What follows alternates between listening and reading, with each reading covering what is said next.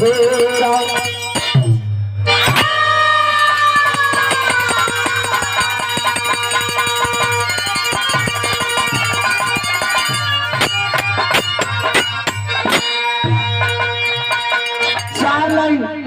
भूमिका के अंदर कवि जी भाव देते हैं, शांति बना करके सुनिएगा बाबूजी। कैसे? आइए मास्टर।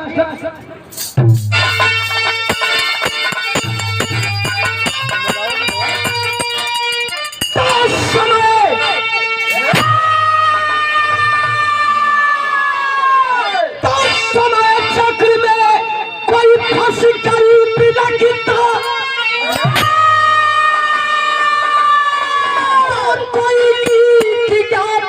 समय के बदौलती जो है कलवपन के भिखारी, खाता है ठोकर समय के बदौलती, बराबरी न रहती है समय किसी की,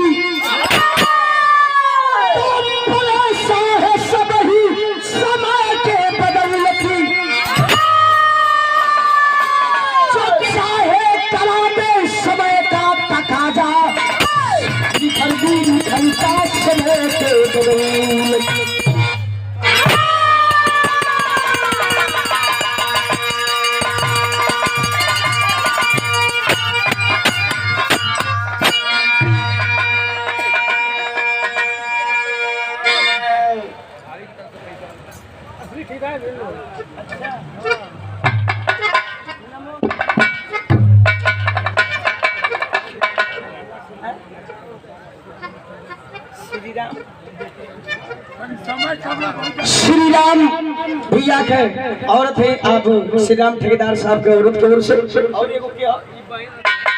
और कर रहा है बाबूजी ना तो रहेगा समय। सबसे बलवान बात कालेला की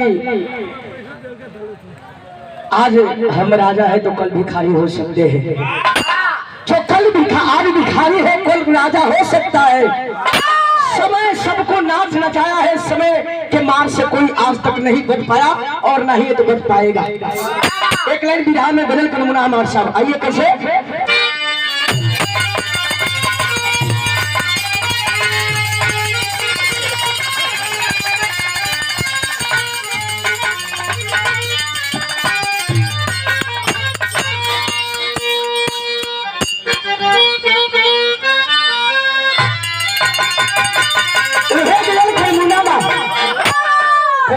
अपने मास्का से कहता है, तूने मेरे साथ बहुत छल किया। क्या कहता है?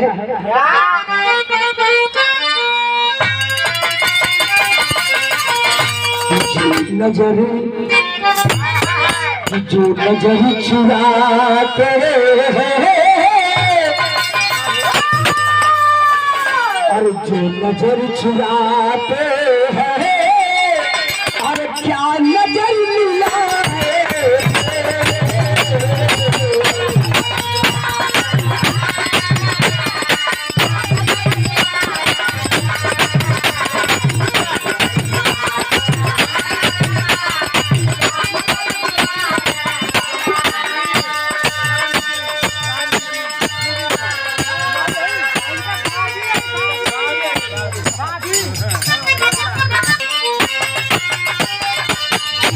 अरे मुखल हो नहारी से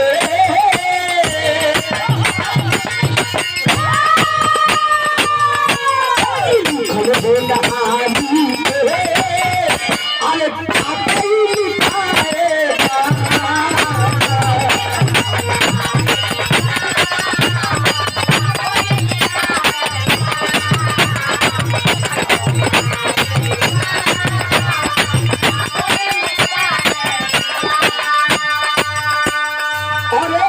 पुरस्कार राम जतन कवि जी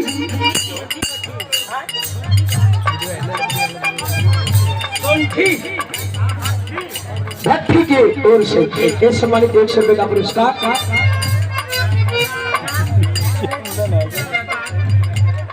ए बहादुर भैया हमारे राम जी भैया के सम्मान में 100 रुपए का पुरस्कार दिए हैं। बहुत राम से भैया लोगों को नमस्कार। राम बाली खल के मास्टर कैसे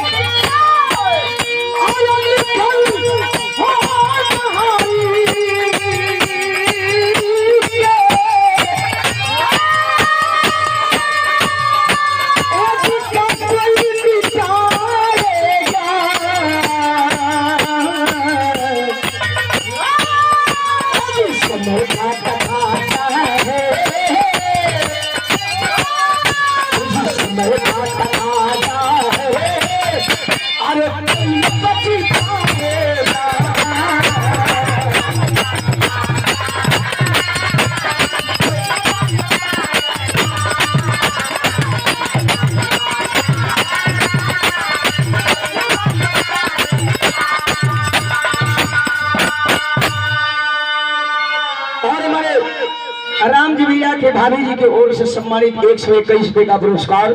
शरणों में कोट सरमन से भैया लोग नमस्कार प्रणाम बा।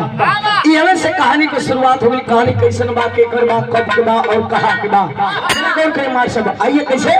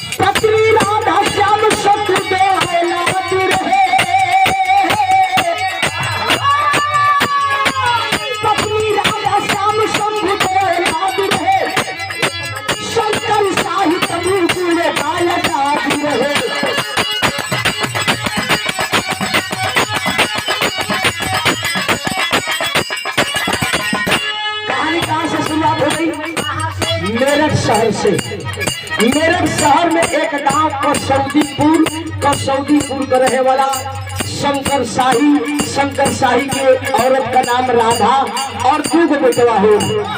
बड़का बेटवा का नाम श्याम जोने को उम्र 10 बरस बतावगी। छोटा का नाम शंभू जिसका उम्र 8 साल बताया गया। बाबू जी बड़ी सुखी संपन्न परिवार है, बड़ी खुशी जिंदगी बीतत हो। आखिर एक दिन मैंने बताया कि समय केहू के ना छोड़ ले हम। आखिर हुआ क्या, समय ने खेल खेला राती अभियारी थी, समय ने खेल खेला राती अभियारी थी, चकायक साफ आके सोई दुनिया सारी थी।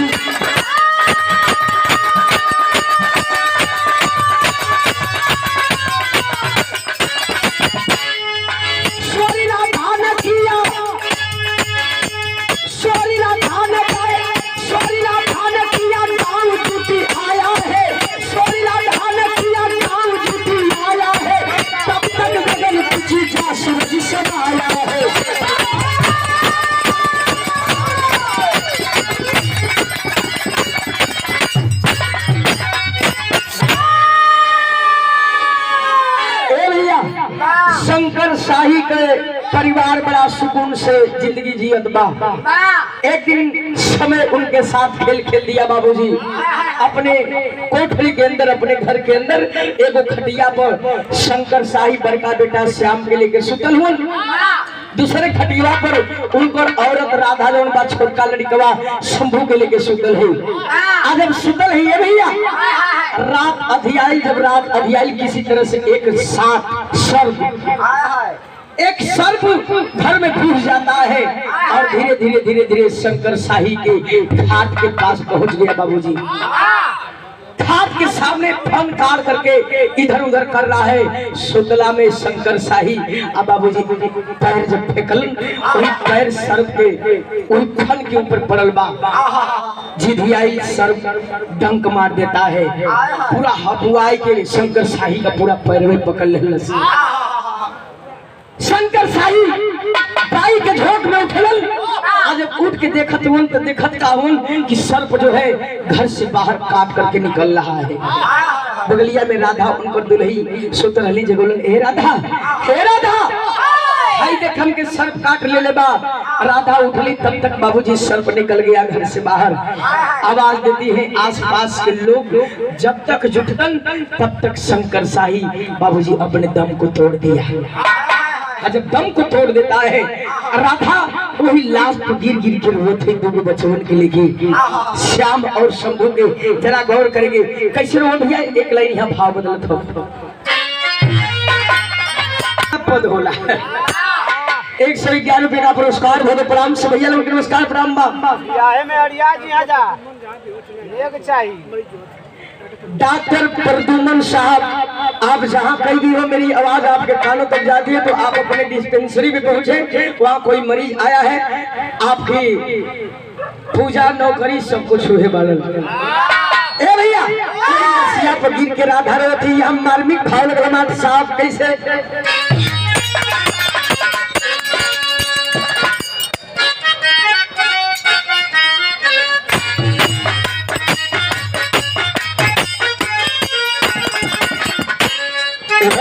माई बहिन मंगलिक बेला में गावली।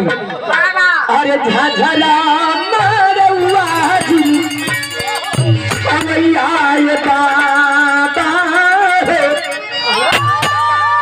अरे झझरा मारवा जी कमैया ये बाबा, यदि है सूरज के नाम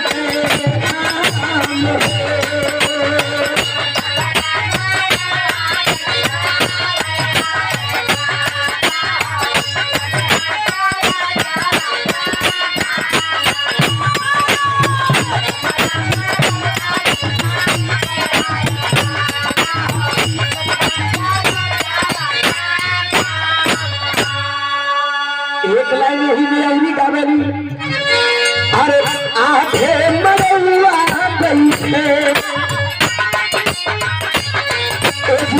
आधे मरवा बैठे ससुरे कन्हैया,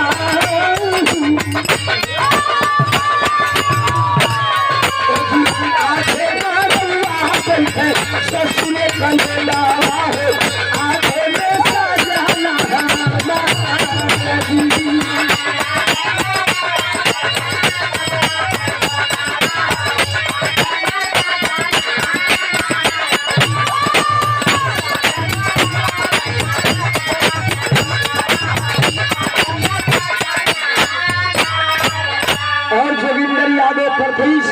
भैया जी के द्वारा इस भाव पे प्रसन्न होकर के बहुत रुपयों का पुरस्कार प्रदान किया गया। चरणों में गोड़ गोड़ सारमन से भैया लोग नमस्कार प्रणाम बा। लेकिन राधा वही रात में अपने पति के गिर के रो थे, कैसे रो भैया। अरे बिलखी बिलखी रोए, अरे बिलखी बिलखी रोए राधा गुजरिया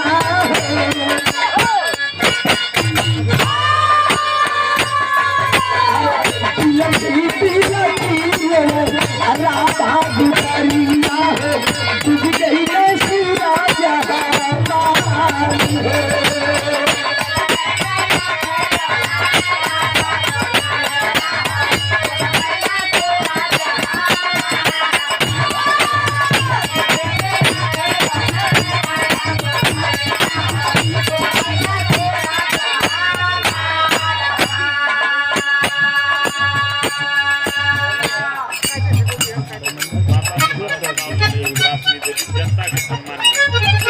और मुझे बड़ा ही सम्मानित पुरस्कार 500 रुपए का पुरस्कार गौया के लोग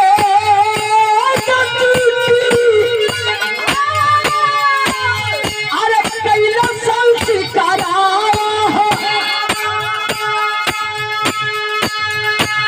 अरे कोई कैला घरा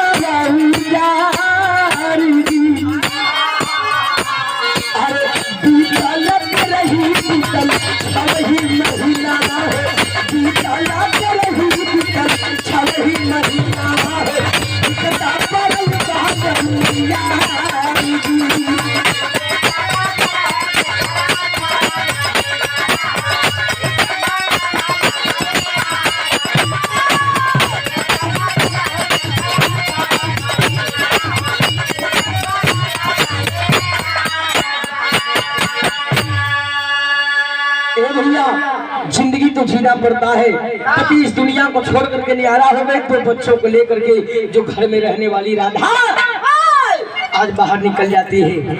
कटिया बिनिया करे लगनी, कुटौनी पिसनी करे लगनी, दोनों बच्चन के जियावे खातिर तेरही के बाद 6 महीना बीतल बा।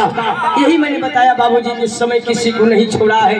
आखिर देखें समय कहाँ लेकर के जाती है। आज 6 महीना बीतल बा तो एगो परिवार में और गजब गिरल हुआ। कौन गजब गिरल मास्टर साहब? तर्ज बदलत था।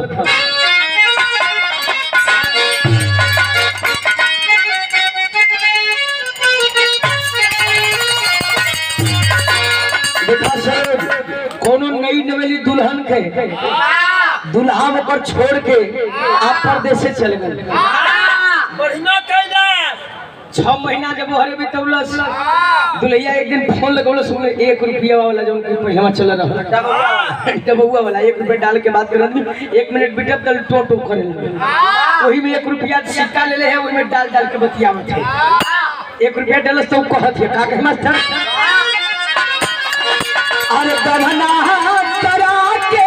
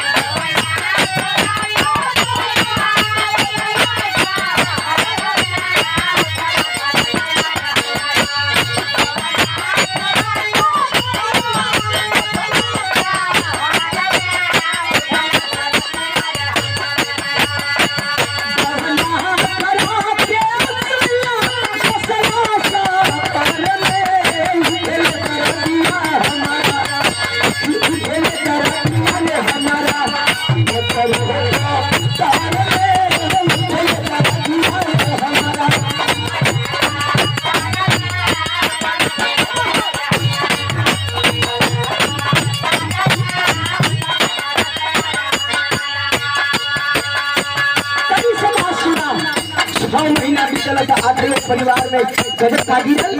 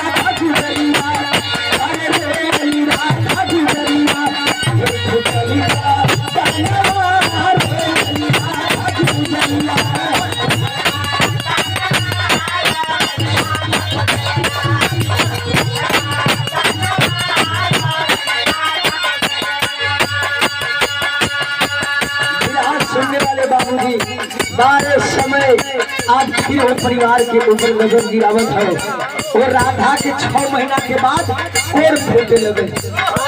कोर फूटे लगे हाथ में और गोर में धीरे धीरे कोर फूटे लगल हो भैया। ये चर्चा पूरे गांव में गुजर बा कि शंकर शाही के दुल्हन के कोर फूटे लगे। एक दिन पूरे गांव का लोग मीटिंग जुटा करके और कैसे फैसला कर बोतली सुना कहा जरा कि बनले के सार बहनोई हो जगतिया में केहू नहीं अपना। तोरे गगरी में पानी है तो सब पानी पिए आ जाई, यदि तोरे गगरी में पानी ना रही वो दिन केहू पिए ना आई। आज गाँव के लोग कैलन का मीटिंग करके अरे मछली भी नाए लागल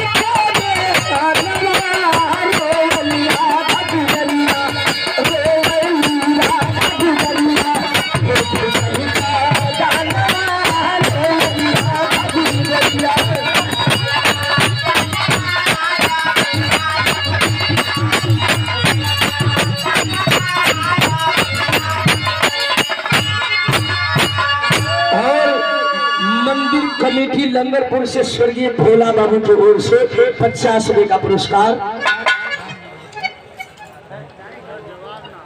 और हमारे बड़े भैया राम जी के जीजा जी के ओर से मीटिंग करके और कलन की देखा ई जब कर्म कहीन बा एकर पहले तो पति मर गल, ओकर बाद एकर कोर फूटे लगल। एगो काम करके एक जल्दी से गांव से निकाल दलो, नहीं तो धीरे धीरे कोर फैल जाई। ले मेरा लाग जी आज एके बात काले और केहू के हो जी, परसों और केहू के हो जाई। रोत ही राधा बाबू हमके घर से मत निकाला लोग, हम दो बच्चा लेकर के कहा जाई, लेकिन नहीं मानते हैं बाबूजी। गांव के लोग मीटिंग करके और वो राधा के निकाल दिलन। आज घर से निकलले होन दूगो बचवन के लेकर के, आज भीख मांगे के भी लायक नहीं राधा। जेकरे यहाँ भीख मांगे जा यहाँ अथवा वही अचरवा में छुपा के भीख मांगा, इसी के कोर फूट रहल ना, जे देख जाए कोर उ भीख ना दे, गाली दे के भगा दे। तमाम तरह के लोग गाड़ी दे के मार के भगा दे। दिवाली से आज वही अक्षरा में हाथ छुपा के भीख मांगत है। केहू के दया आवे तो 1-2 रुपया दे दे, 10 रुपया दे दे, 5 रुपया दे दे। जे के दया न आवे वो गाड़ी दे के भगा दे। भीख मांगत मांगत चल ही आज अपने किस्मत को और कर्म पर के तनी से भाव देखे। यहाँ संतों गीत लगल मास्टर साहब आइए।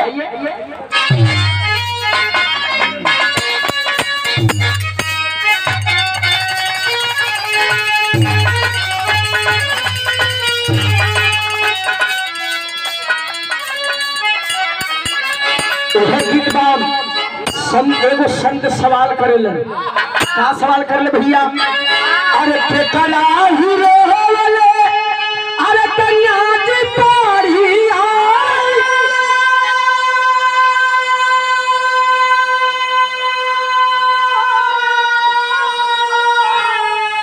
अरे केकरा हीरो होले जमुना हो, अरे केकरा हीरो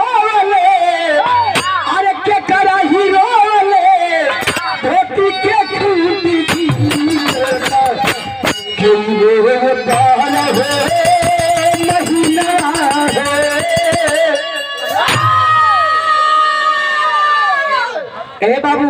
एगो संत सवाल करी हन, दूसर का संत जवाब दिलन। कैसे जवाब दिलन भैया? अरे माई के रोवले, अरे कन्या जी पढ़ी आई,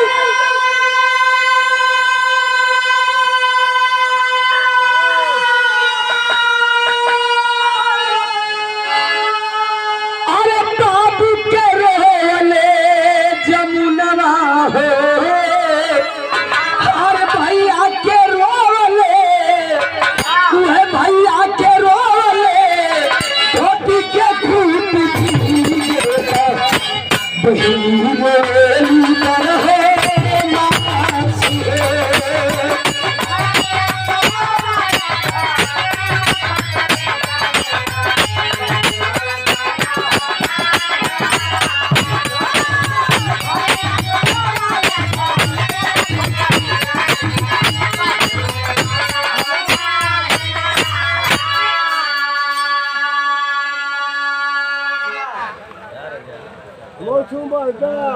मोछू मास्टर की ओर से 20 रुपए का पुरस्कार।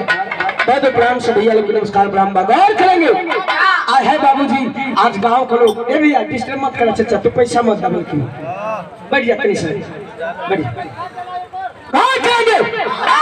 आज गांव के लोग राधा के निकाल दिले हन, दूगो टूर लड़का के लेके, और राधा रोड बिलखत वही मेरठ रेलवे स्टेशन के ओर तरफ बढ़ल है। भीख मांगत मांगत अपने किस्मत पर रोए। कैसे रोए भैया? अरे उजर ही करा है जब, अरे पिछाना,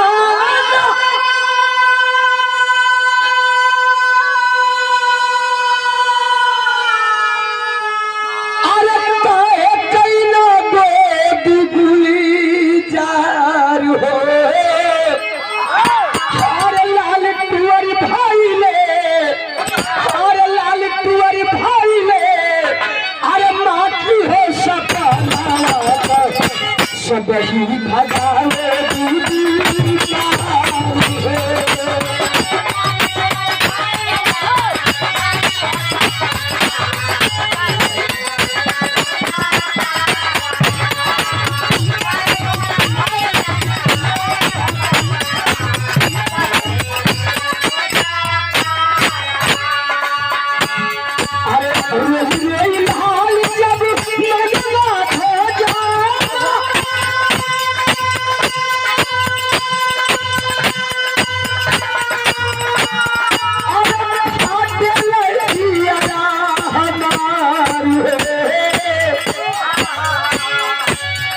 बेटी मोहताज भइली, बेटी मोहताज भइली, माटी भेजी वाला वाला, आई निकलली आई आई।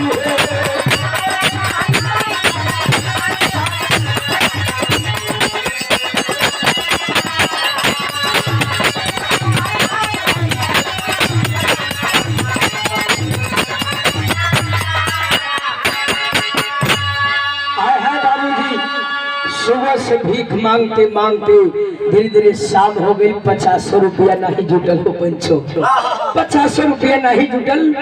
दोनों लड़का भूखायल वन, माई उहे किन किन के खियावत है, लेकिन कितना पेट भरे। आज कई दिन से अपने खाना ना खैले ही, अपने खाना ना खैले ही, दूगो लड़कन के कैसे खियावत है भाई। आखिरकार बाबूजी समय बीतल बा, शाम का घड़ी होत बा, रात हो गई। और जब रात हो गई सुबह भइल बा। आज माई के कोढ़ के चलते से और भीख मंगला से थकहरी से लेकर के बुखार आ गई। सुबह पहले दोनों लड़का भूखन छटपटात हो, खाना मांगत हो, माई खाना दे दा, माई खाना दे दा।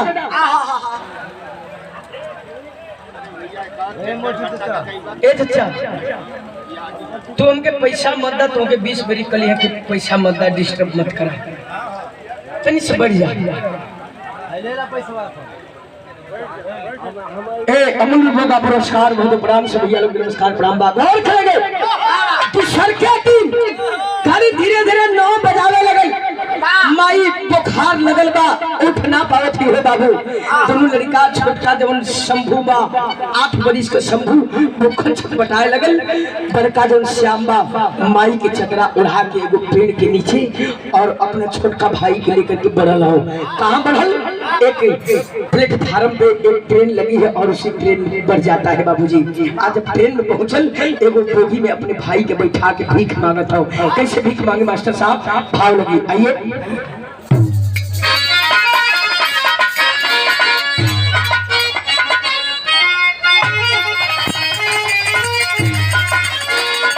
पहले वाली गीत मास्टर साहब।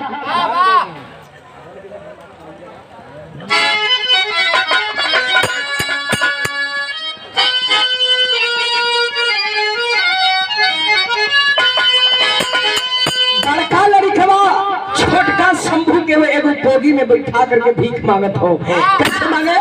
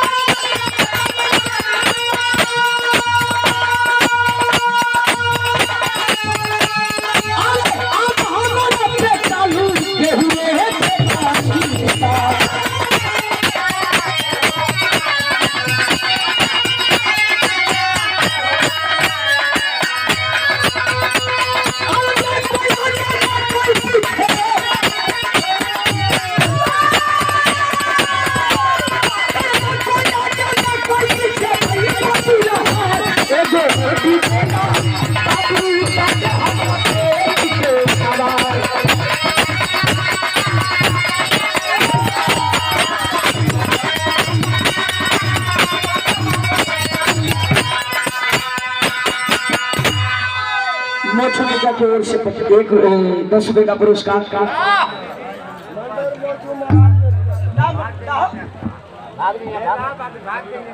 केदार शाह की ओर से 10 रुपए का मांगत मांगत दूसर की बोगी में पहुंच गई। आ दूसर की बोगी में जो ही आधा बोगी पहुंचल बा तब तक ट्रेनवा खुल पड़ल। ट्रेन चल जाती है, जब चल पाई के झोंक एक में बोगी से दौड़ करके सोचा कि उतर करके दूसरी जो बोगिया में छोटका भैया है वही में चढ़ जाई। आए है बाबूजी उतरने को तो उतर गया, लेकिन जब वही चढ़े करिए तब तक ट्रेन रफ्तार पकड़ लेती है। झटका लगल, बड़का श्याम जन बाबू प्लेटफार्म पे बाबूजी गिर गया, माथा फट गया, बेहोश हो गया। ट्रेन चल गई, ट्रेन चल गई, बड़का श्याम वही प्लेटफार्म पर गिर गया, माथा फट गया, खून बहत बा, बेहोशी की हालत में है। आजकल का आप लोग जमाना के लोगों को देखते हुए। अच्छा राम जी भैया के जीजा जी, राम जी भैया के जीजा जी के ओर से 100 रुपए का पुरस्कार, बहुत प्रणाम से भैया लोग नमस्कार प्रणाम बा। आजकल लोग वहाँ कम से कम 200 लोग खड़े हैं, केहू वीडियो बनावत बा, केहू लाइव आके दिखावत बा, किसका बच्चा गिर गया है, माथा फट गया है, कोई ओके हॉस्पिटल ना ले जाता हो। बाबूजी ट्रेन चली गई। आज जब वही समय धीरे धीरे जब 1 घंटा बीत गई तो वही प्लेटफार्म पे गोंडा जिला के जिसका नाम बताया गया कुबेर महतो, एक इंसान आते हैं, देखलन कि सारा लोग खड़ा हो, केहू लड़का के उठावत ना बा और माथा फटल बा, बेहोशी हालत में लड़का। बाबूजी दौड़ करके जाते हैं, कहीं उनको भी जाना था, कान्ही में बैग बा उतार करके और लड़कवा के गोदी में उठा लेना। ये भैया ये केकर लड़का बा, माथा फट गई बा, सब लोग वीडियो बनावत हुआ, केहू फोटो खींचत था, एक हॉस्पिटल ले जा भैया, केहू ना पूछलस हो भैया। तब तक कुबेर महतो एक कान्ही में बैग टंगलन और दूसरे कान्ही को वही श्याम बड़का जो 10 बरिस का श्याम बा उसको उठा लेते हैं। बाबूजी वही मेरठ शहर में एक हॉस्पिटल में ले जाते हैं, ट्रीटमेंट किए, टांगा चला। 2 घंटे के बाद जब लड़का होश में आई, अब बौखलिया के रोए लगल, हमार बाबू कहाँ बा, हमार माई कहाँ बारी, हम कहाँ बारी हो भैया। कुबेर महतो समझाते हैं, बेटा तू प्लेटफार्म पे मुझे मिला है, तेरा माथा फट गया था, तू गिर गया था, चोट लग गया था, मैं तुझे दवा के लिए लाया हूँ। हे बाबू हमारे माई से मिला दो, हमारे बाबू कहाँ बा, हमारे छोटका भाई रहल ट्रेनमा में रहल। कुबेर महतो कहलन की चिंता मत कर बेटा, हम जल्दी से ले चलते ही दवाई दवा करा करके। और कुबेर महतो जो वही प्लेटफार्म पहुंचलन हो भैया, यहाँ देखे ट्रेन चली गई है, ट्रेन चली गई। वहाँ जब 2-4 स्टेशन पार कैलस तो लड़कवा लगल रोवे, छोटका जब ट्रेनवा में शंभू हो, आखिर वो रोज किसे मास्टर साहब भाव बदलत हो।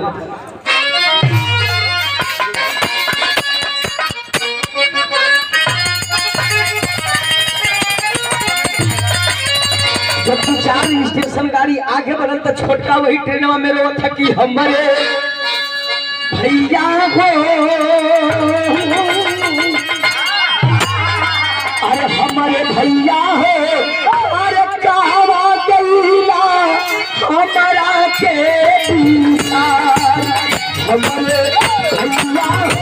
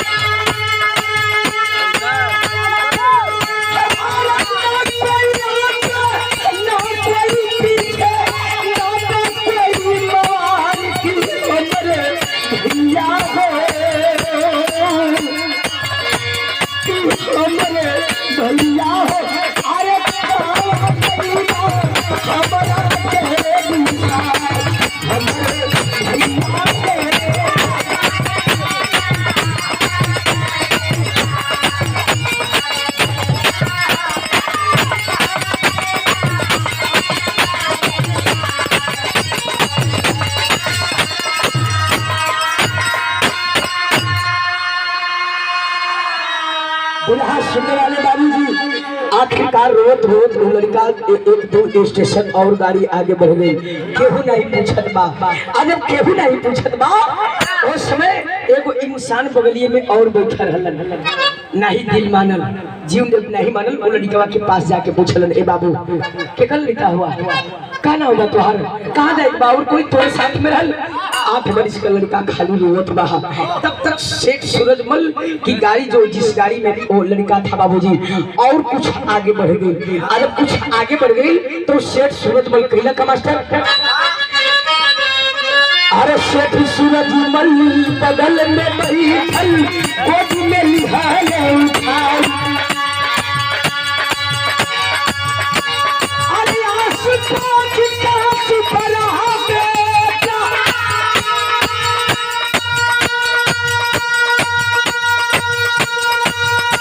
अरे आशिकों की कांच पर बेटा हमारे देवी का दुलार की हमारे भैया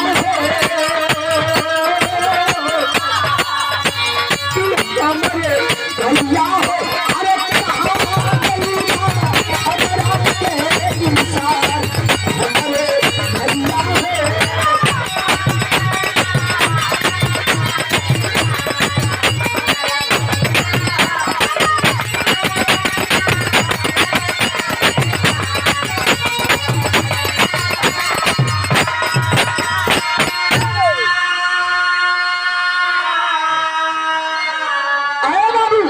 आखिरकार उ लड़कवा के छोटका शंभू जमन रहल उ जवन इंसान रहल जेकर नाम बतावल गेल सेठ सूरजमल।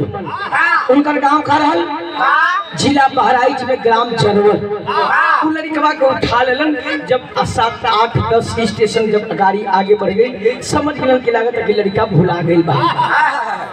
जानते हैं सेठ सूरजमल के एको औलाद मालिक नहीं दिले रहल धन संपत्ति आगाद रहल सोचत हो मने मने की लागत कि मालिक हमके एक बेटा के रूप में दिले हो। वही बहराइच स्टेशन में उतर के 1-2 घंटा तक वेट केलन केहू जब ना पूछलस उ लड़कवा के लेके चल गेलन बहराइच शहर में ग्राम चरवल में। और यहाँ कुबेर महतो जो बड़का लड़कवा प्लेटफार्मा पर हल ओके हॉस्पिटल से लिया करके वही प्लेटफार्म पर जो है शाम हो गई। शाम जब हो गई तो सेठ कुबेर महतो वो लड़कवा के लेकर के गोंडा जिला गेलन। 4 बिटिया रहलन बेटवा एक को नहीं रहलन। सोच गेलन कुबेर महतो की लागत कि भगवान हमके बेटा के रूप में 4 बहनिन के एगो भाई दे देलन। ये हर माई पगली का हाल सुना। माई पगली के जब हल्का सा बुखार कम भयल उठ के अपने दोनों बचवन के खोजे थे तो दोनों बचवा ना हो दौड़ दौड़ करके प्लेटफार्म पर गई। प्लेटफार्म से खोजते खोजते बाबूजी मेरठ शहर में खोजे थे कहीं जब ना मिलन हो भैया तो 2 लड़का 2 जगह हो गलन। बड़का हो गल गोंडा जिला और छोटका हो गल बहराइच जिला। दोनों 2 जगह लड़का हो गए। माई आज भीख मांगती विधा में भाव बदल मास्टर आइए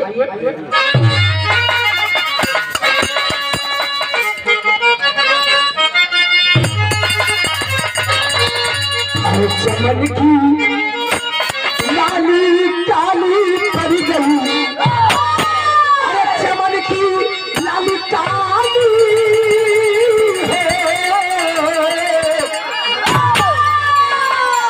चमन की लाली काली पड़ गई पिछड़े पुरुष मन से माली गया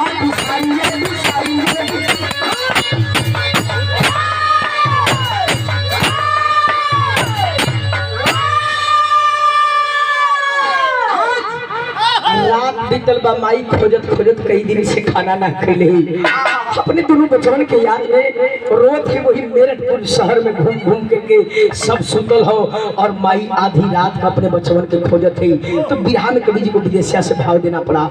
हुआ क्या मास्टर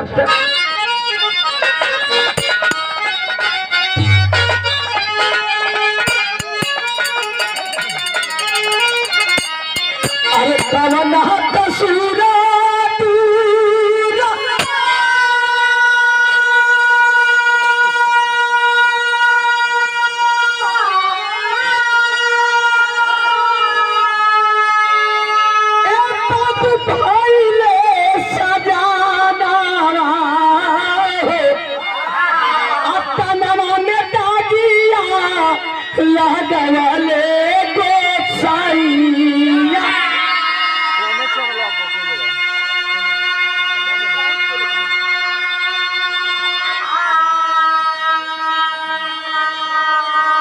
अरे उजरल से नूरा मेरी छीन ला ला ला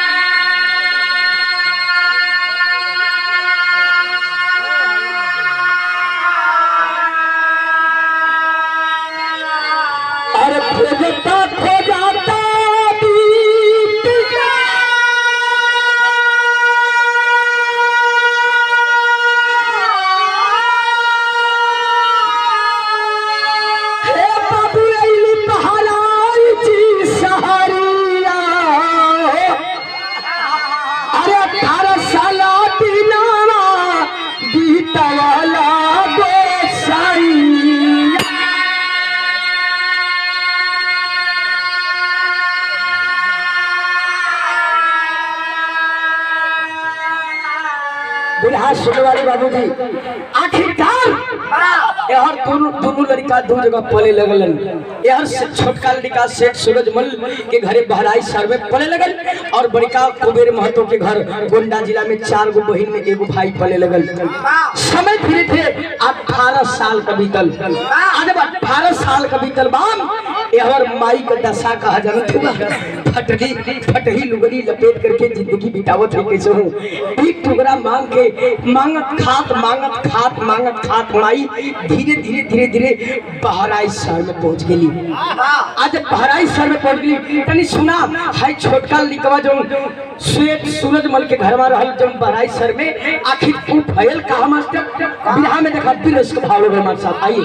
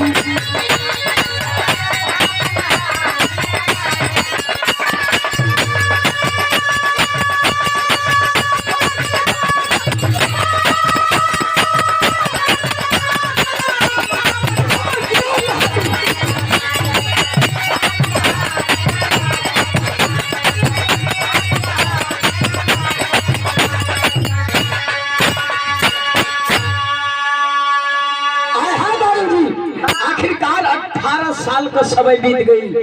आज अब 18 साल का समय बीतल हो। वो शंभू जौन बा सेठ सूरजमल के घर जौन बहराइच शहर में पलट है वो आखिर भइल का की बात है। अरे हर समस्या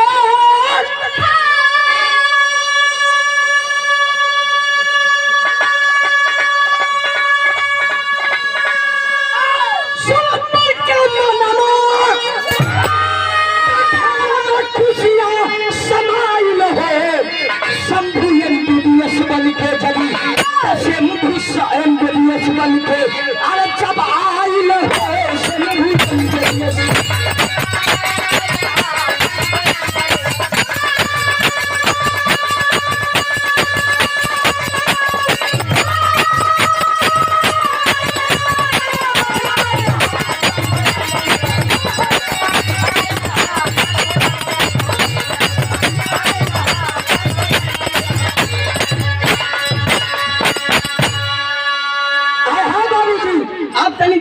कहानी कहाँ पहुंच गई।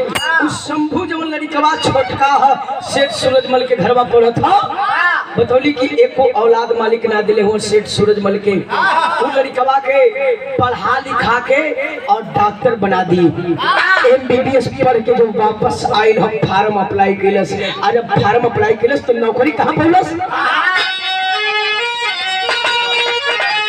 अरे सदर हॉस्पिटल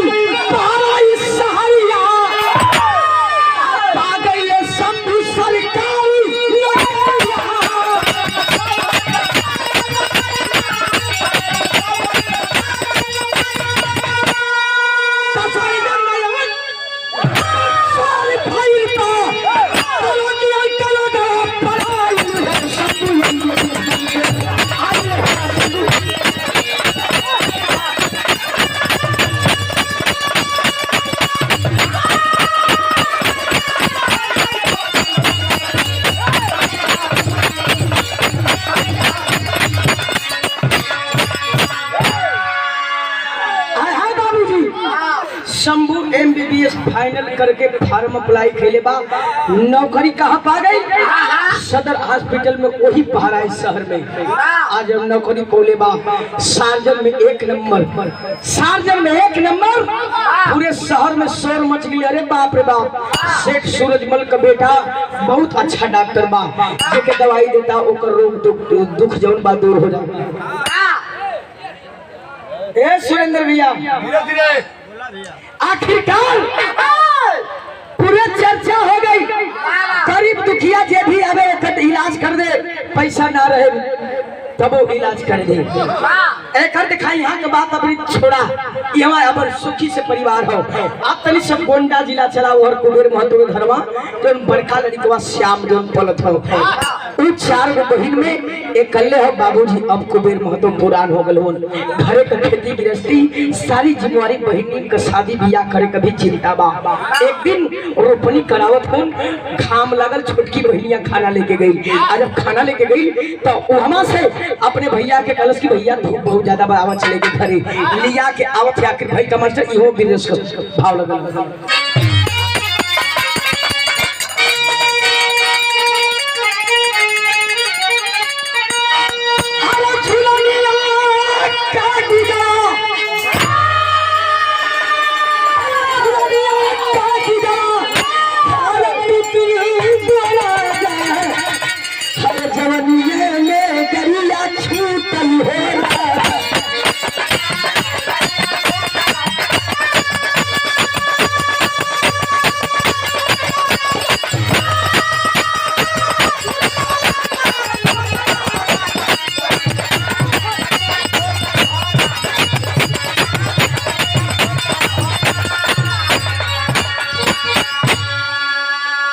भगवान के लेखनी के आगे किसी मानव का चारा नहीं चलता है बाबूजी। हमारे देखे छोटकी बहनिया जो बा भैया श्याम के खेते पर से वापस लेके आवत है। चला भैया भाई बहन में ऐसा प्यार हो बा जैसे एक माई के कोख से जन्मल हो। आगे आगे छोटकी बहनिया पीछवा से श्याम छाता ले आवत हो। आखिरकार भैल का जो ही दुआरी पर पहुंचल तब तक भैल का मास्टर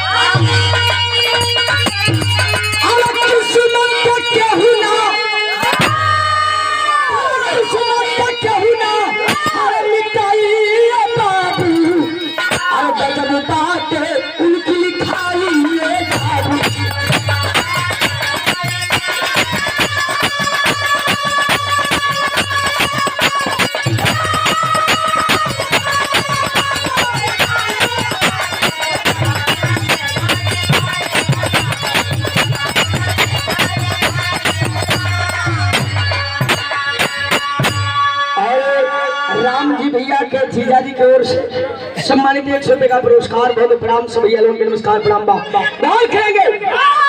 आखिरकार जब वही दुआरी में पहुंचल तब तक घटना का घटल। अरे महतो कुबेर भारी गोंडा दर मेना, महतो कुबेर भारी गोंडा दर मेना। अरे 4 पानी पहले एक भाई दीवाना।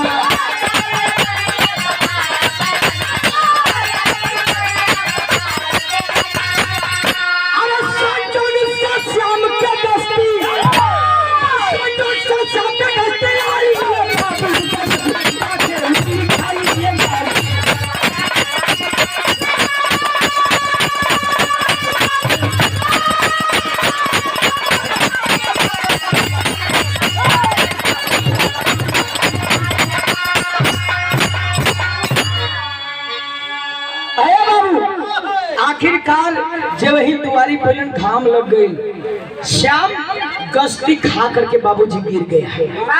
आज जब गश्ती खा के गिरल, छोटकी बहनिया उलट के देखा दे हमार भैया गिर गिरल, दौड़ के उठावत लिए रोवे लगल।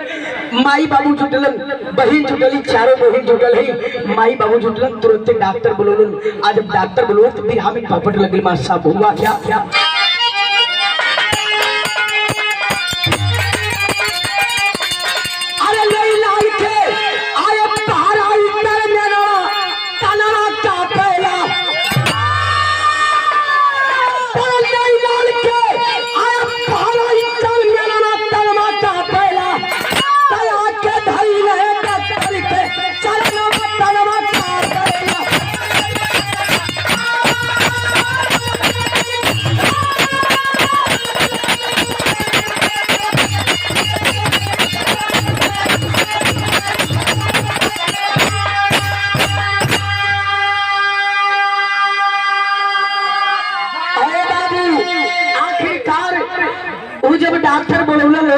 वो डॉक्टर चेक किया गोंडा जिला का और कहा कॉलेज के भैया ये हमारा बस के बात मरीज ना हो, एगो काम करिए आप लोग जल्दी से इनके उठाई और ले जाए बहराइच शहर में।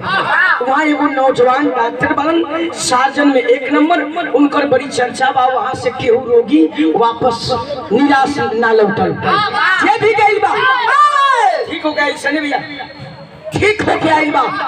रुपया पैसा का कमी ना रहा। गोंडा जिला से तुरंत कुबेर महतो और श्याम के लेलन और पहुंच गए बहराइच शहर में। वही सार्जन शंभू के पास, जब शंभू के पास पहुंचल हुन जा करके रोवे लगल, ए भैया ए साहब हमारा बचवा के का हो गई, अभी बेहोशी हालत में हूँ। डॉक्टर सार्जन जो शंभू है चेक करते हैं, कैसे चेक ले भैया, डॉक्टर सार्जन कभी करला इलाज है, अब फेल बातें किडनी की तो साहब बताए कहीं बार है, लगी किडनी जिते हटला तनु को पहला,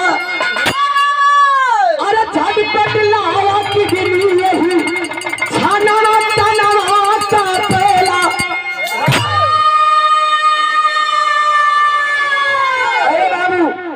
वो शंभू डॉक्टर जो है श्याम को चेक करते हैं, और जब श्याम के चेक कर जा करके वही कुबेर महतो से पूछते हैं, चाचा तोरा कई गो बेटा हो? कुबेर महतो कलन के का बात भाई बाबू ऐसे कहे पूछत हुआ? कलन की बताइए आपको कई बेटे हैं? कलन की बाबू हमारा 4 बेटिया है और 4 बेटिया में इहो कुदरत का दिहल एगो लड़का बा, इहो हमारा जान का जन्मल ना हो, लेकिन अपने जान के जन्मले से भी बेसी मानीला का भाई। डॉक्टर शंभू बताते हैं कि चाचा कितने दिन से आपके बेटे की तबीयत खराब थी? हमके तो मालूम नहीं भाई, ये अचानक आज गश्ती आई और गश्ती अला के नतीजा ये भइल कि आपके यहाँ आवे के पड़ल। डॉक्टर शंभू बताते हैं चाचा आपके बेटे की किडनी फेल कर चुकी है, से गिर गया कुबेर महतो बारे मालिक एगो इहो देबू खैला आज कौने मोड़ी पर हमके खड़ा करत हुआ। कल के चाचा डॉक्टर शंभू बताते हैं कि चाचा ये रोने धोने का टाइम नहीं है, अगर आप अपने बेटे को बचाना चाहते हैं तो जल्दी से एक किडनी का बंदोबस्त करिए। लोग चुप हो मर्दे का जिला हो जाओ,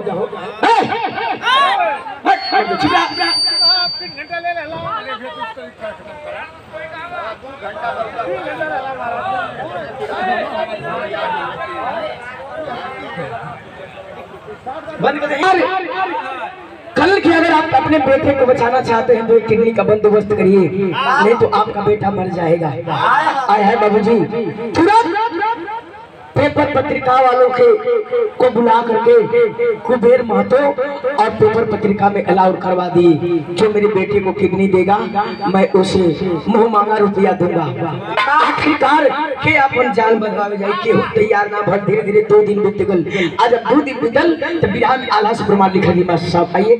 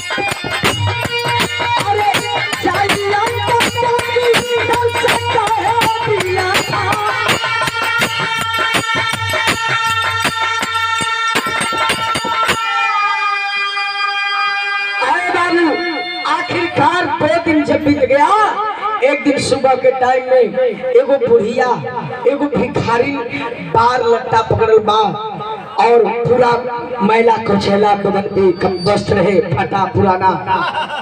एक भिखारी भीख मांगते उसी दरवाजे में पहुंच जाती है हॉस्पिटल के गेट पे। आज जब हॉस्पिटल के गेट पे पहुंचल, एगो लड़का खड़ा बंद कर कह रहा बुढ़िया का भीख मांगत ही रे, अब कितना दिन जिएबी?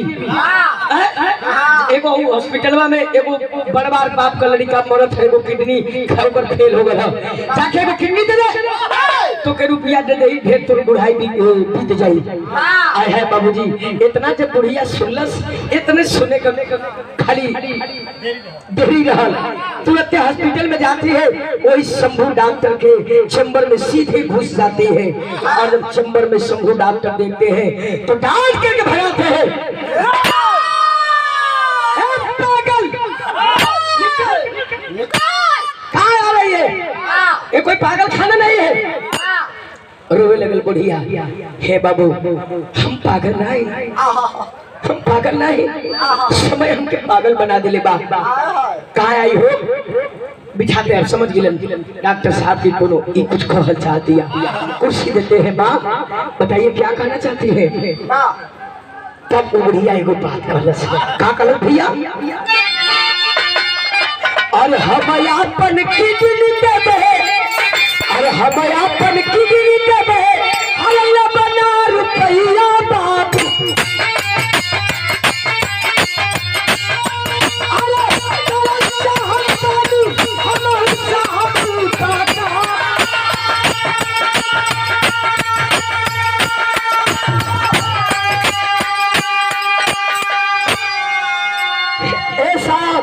हम सुनिए कि आपके हॉस्पिटल में एगो मरीज मरा था, तो एगो किडनी फेल कर गल है। डॉक्टर कहल कि हाँ तब हे बाबू हम अपन किडनी दे। डॉक्टर साहब कहल कि माही किडनिया दे देबू तू ना जीबू, तू मर जाबू। हरवे लगल बुढ़िया खलस के बाबू अब जियला के भूख नहीं खे, अब हमके जियला के भूख नहीं खे।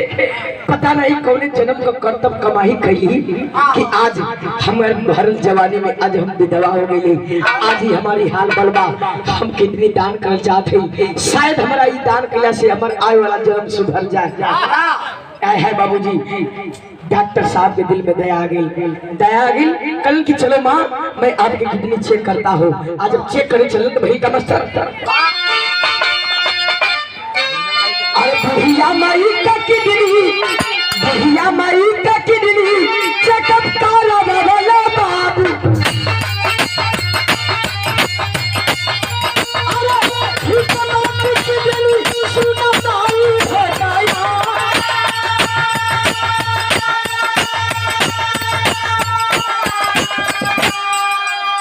डॉक्टर साहब चेक करें माई तोहार किडनी ठीक बा, और ठीक है नहीं थे, वो जो मरीज है ना उससे मैच कर रहा है आपका किडनी। लग रहा है कि ऐसे जैसे आप और वो बेटा लग रहा है कि माँ बेटे हैं। माई का कलेजा धर के लगल। डॉक्टर साहब कहल कि माई लेकिन एगो कमी बा, एगो दिक्कत बा, एगो काम कर कि ऑपरेशन होई तो तोहरा कोई देखभाल करे वाला होके की चाहिए। एगो काम कर माई, अरे पहले अपने परिवार के, पहले अपने परिवार के तो हम बुलावा माई। अरे तब तो हम निकाला दूसरा।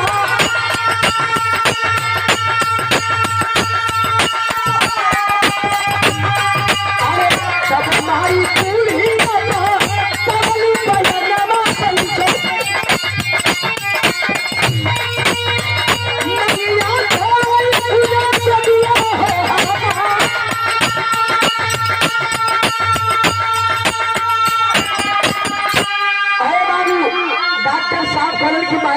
तोहरा परिवार में जे केहू बा अपन देखभाल करे खातिर बुलवाला।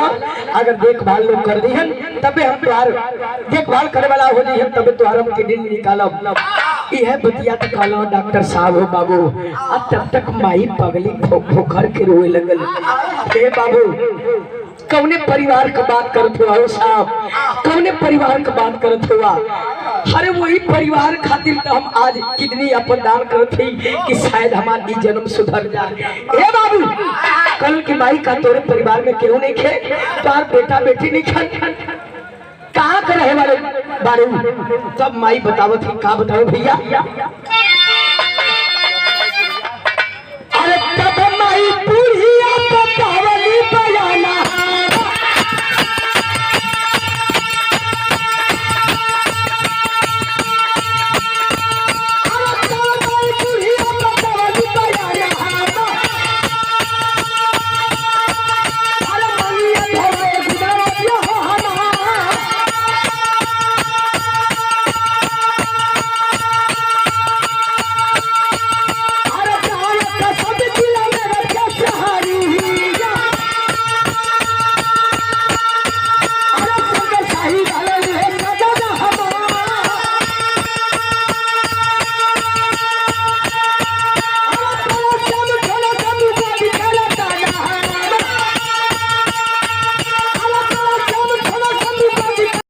इतने नहीं हो साहब, हमार 2 सोना नियर लाल रहलन, हमार 2 सोना नियर बेटवा रहलन।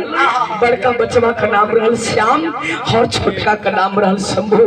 लेकिन समय हमारा साथ ऐसा खेल खेलस, भरल जवानी में हम विधवा हो गई और गांव के लोग हमके मार के भगा देलन। इतने ना, मेरठपुर स्टेशन पे भीख मांगत रहली, वही स्टेशन पर से हमार दोनों बचवा गायब हो गईलन। आज तक वही दोनों बचवन के आस में जियत बारी। कौनो मोड़ पे हमार दोनों लाल मिल जिहन, हमार मार तार तार हो जाई। इतने सुनलस बाबू के जानत हुआ, वही एगो हॉस्पिटलवा में से एगो आवाज आई। आवाज कौन आई?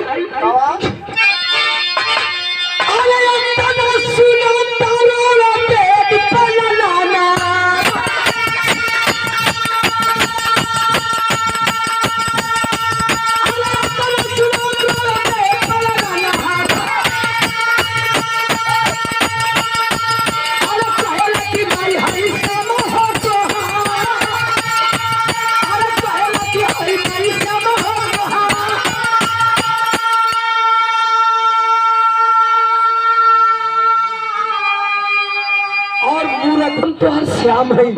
दौड़ के माई एगो रूम में सामने डोर पर देखत है कि मुहे पर चादर डालल बा, एक नौजवान सुतल बा। वही चादर में से आवाज आवत बा, चादर में से आवाज आवत है, माई हम तो हर श्याम है, तो हर बड़का श्याम है हो माई। जल्दी से माई दौड़ के जाके चादरवा हटौली, वह दाढ़ी बार पड़ल हो, मुंह फराल बा। माई देखली जब अपने श्याम के हो बाबू, आंखवाही में पकड़ के रोए लगली। दोनों माई बेटा रोत हो। इतने में माई एगो सवाल कर दिली, ए बाबू तू तो मिल गया, लेकिन हमार छोटका शंभू कहाँ बा? हमार शंभू कहाँ बा? तब तक बतावे। खड़ी से भाव लगे मास्टर।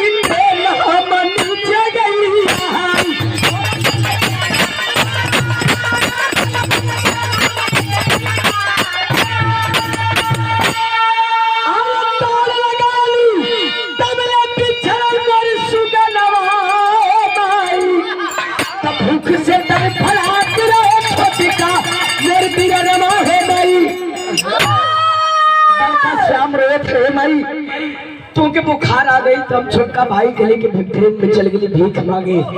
भीख मांगत रही, लेकिन एक बोगी से दूसरे बोगी में गई, तब तक ट्रेन चल पड़ल। दौड़ करके सोचली कि अपने बाबू को उतार ले, लेकिन ट्रेन की रफ्तार तेज हो गई, झटका लगल, हम गिर गेली। तब तक से आज तक हमार शंभू ना मिलल।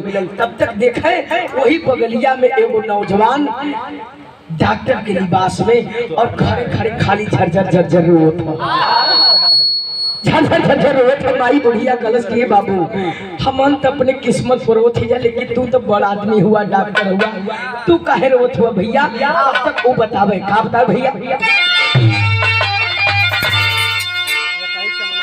अरे ये काली चामनवा के हम तो सुमनवा, अरे मैं पूरा ही का सब हम लगाना।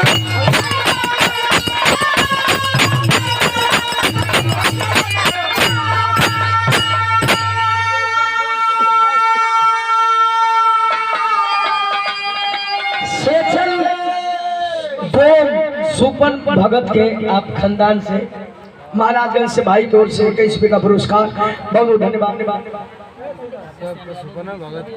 राधे श्याम भैया के ओर से 21 का पुरस्कार, बहुत प्रणाम। वो कोई और नहीं था बाबूजी, वही डॉक्टर शंभू था। कलश की माई जो ने शंभू के खोजत हुई ना, उस शंभू कोई और ना, हम ही तो शंभू अरे माई भैया बिछड़ गिलन, हमके इहे माई बाबू हमके पललन और पाल के आज तक यहाँ तक लिया हो। माई कहे कि जल्दी करा, तू तो मिल गिला, तुहार भैया मरे के कगार पे होन, हाई एगो किडनी नहीं, दोनों किडनियां निकाल के अपने भैया में लगा दा। आखिरकार बाबूजी वैसा हुआ, ऑपरेशन किया शंभू और बड़का भैया में प्रत्यारोपित किया, एगो किडनी निकाल के यार भैया का हालत ठीक हो गई, भूखे लगे, लेकिन माई का हालत बिगड़े लगल, सेवा का रखे लगल। लेकिन यार कुबेर महतो और सूरजमल सेठ के बुला करके माई कही कि बाबूजी आप लोगों का बहुत बड़ा कर्ज बा हमरा ऊपर, आप दोनों बेटवन के पल्ले ही तेरी चिंता मत करी कि माई लेके जाइहन ना। इतने कहते एगो खुशी में गम हो गई। पहली का मास्टर अरे माई बिहल की गली ठीक भाई लाया दावा और मिटाला तब मिट नहीं भी का दाना।